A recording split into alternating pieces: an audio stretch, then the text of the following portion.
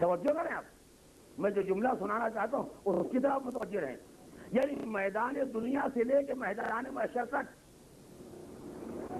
وہ سوال اور جواب کی منزل اتنی سخت ہے کہ جس کو دیکھ کے جہاں سے وہاں تک ایک آواز آتی ہے، میں اپنے اعمال کا ذمہ دار ہوں، میں ان کا ذمہ دار نہیں ہوں.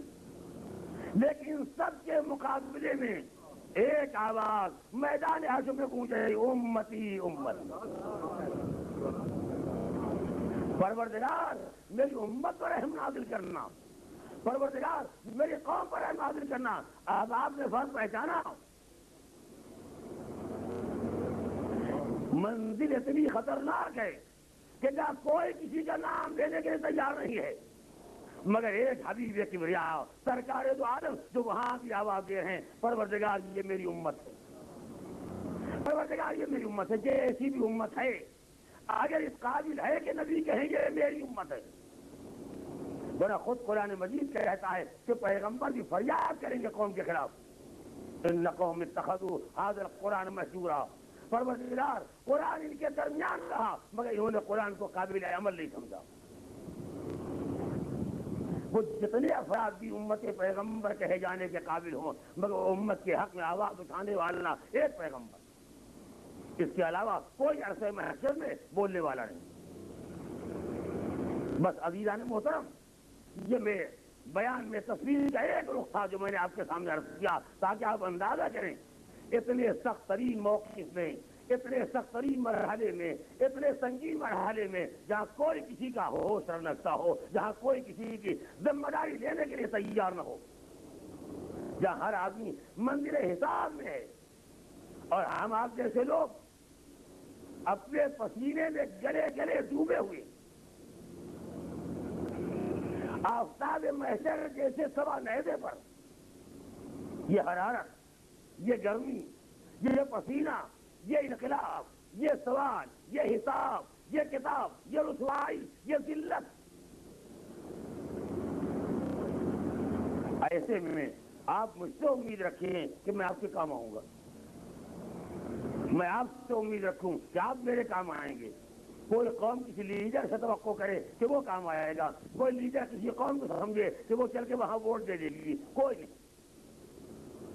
میں ایک جملہ جو میری تقریر کو مکمل کرتا ہے اسے پہچانے تاکہ لوگ منزل علی کو اگر یہاں نہیں پہچانے تو محشر میں پہچانے. میں نے ان موضوعات کو اسی لیے آپ کے سامنے کیا ہے. احتجاج میں کوئی نہ دکھائی دیا، علی نظر آیا. برزخ میں کوئی نظر نہ آیا، علی نظر آیا. اب آئیے ذرا منزل محشر کو دیکھیں. بات متوجہ رہیں، میں بیان کو آخری منزل تک لے جا رہا ہوں. منزل محشر میں اب جو علی کے مراتب کو دیکھا تو علی کو کہاں دیکھنا چاہتے ہو؟ علی کو کس منزل کو دیکھنا چاہتے ہو؟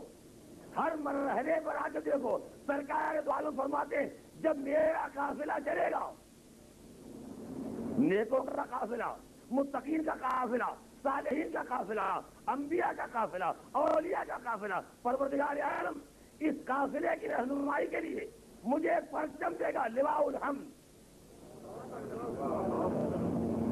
ایک علم، ایک پرچم سرکار دو عالم کا جس کا نام ہے لواء الحمد. اور اس کا فرحلہ اتنا بڑا ہو کہ جتنے نیک کردار ہیں سب اس کے لیے رسایا. یعنی یہ ایک ایسا خیمہ بنا ہے جہاں نہ کوئی فاسق ہے، نہ کوئی فاجر ہے، نہ بے ایمان ہے، نہ بد کردار ہے، نہ نااہل ہے، نہ نالائق ہے. یہ پرچم لوائے ہم کا فرحلہ ہے جس کے نیچے محشر کے سارے نیک کردار، اب میں تو متوجہ ہیں، محشر کے سارے نیک کردار جس لواء الحمد کے نیچے جمع ہو گئے. جب پروردگار جب پرچم مجھے دے گا،